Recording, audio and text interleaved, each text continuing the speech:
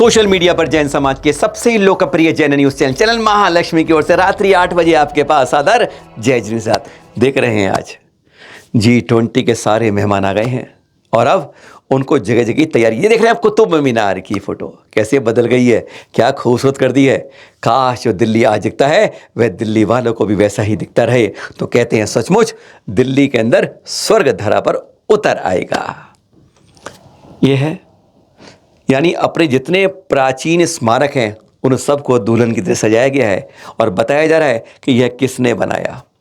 ठीक है कि यह कुतुबुद्दीन ऐबक के नाम से प्रचारित किया जाएगा। इस बारे में आज हम हाथ जोड़ के एक बात कहना चाहते हैं। जो मोदी जी हमारे प्रधानमंत्री महोदय जी आपके नेतृत्व में बहुत अच्छा काम हो रहा है, पर अगर किसी को खुश करना है, उसको आनंद देना है तो सही इतिहास बनाने में शर्म नहीं होनी चाहिए। इतिहास तो अपना वही होता है, जब सही बात करते हैं तो कहते हैं और ज़्यादा खुशी होती है। यह मॉन्यूमेंट हकीकत में क्या था यह भी जानकारी होनी चाहिए। आज हम इस बारे में जानकारी देना चाहते हैं। हकीकत में कुतुब मीनार ऐसे ही नहीं बनी है। हकीकत में यह शिलालेख आज भी वहाँ जो लगा है सरकारी, यह उसका प्रमाण है कि 27 जैन हिंदू मंदिर को तोड़कर इसकी नींव रखी गई, इसका हिस्से इस्तेमाल किए गए, पूरा उसको इस्तेमाल करके तोड़ा गया बाकायदा मंदिरों को, तब जाके इसको बनाया गया है। इतिहास तो सच्चा इतिहास तो यह है। जैसे अयोध्या का इतिहास अगर बदल दिया गया, सही करा गया, तो क्यों नहीं इसके इतिहास को भी आज समाज के सामने नहीं विश्व के सामने इस बात को लाया जाता। और अगर देखें तो यह देख रहे हैं आप, आज भी वहाँ पर यह स्पष्ट झलकते हैं। ये तो एक तस्वीर दिखा रहे हैं आपको, सिर्फ चारों तरफ से यह एक स्तंभ दिखा रहे हैं जो वहाँ पर है। ऐसे बहुत से नज़ारे वहाँ दिखते हैं, क्यों नहीं इनको संवार के इनको दिखाया जाता। दूधिया रोशनी में, रंग बिरंगी रोशनियों में, तरह तरह में कुतुब मीनार सजा दी जाती है, इतिहास की सजा दी जाती है, पर उसके साथ जो सच्चा इतिहास है आज समाज के साथ नहीं पूरी दुनिया को वह भी बताने की ज़रूरत है कि सोने की चिड़िया कहे जाने वाले भारत को किस तरीके से बदला गया था।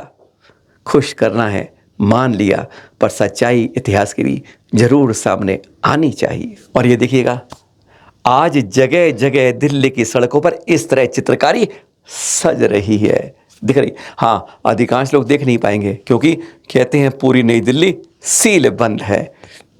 सौभाग्य होगा जो देख पाएंगे। कल से दिख रही थी और ये इस तरह से दीवारों की जगह जगह पर। और हाँ, खास बात इसके बीच में थोड़ी जैन धर्म की जाए।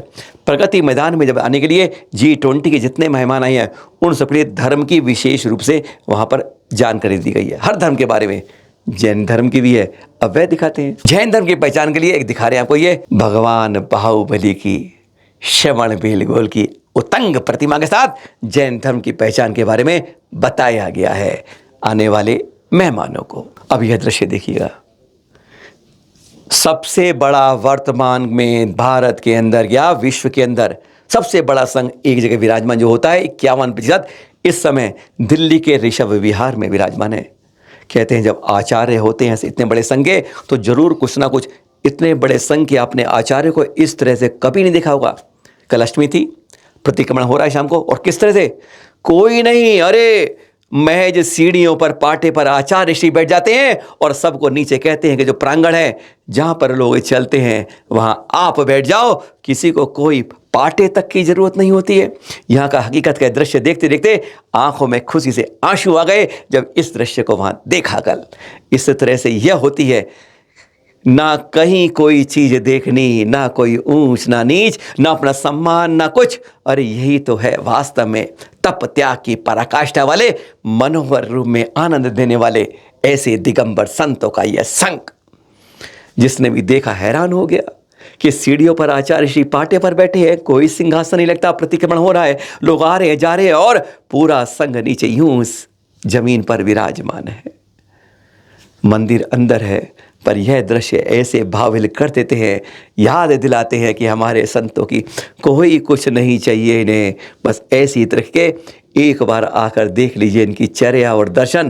कहते अभिभूत हो जाएंगे। दिल्ली NCR वाले जगह जगह से आएंगे और एक बार गजब दर्शके आनंद को अपने हृदय में समाकर लेकर जाएंगे।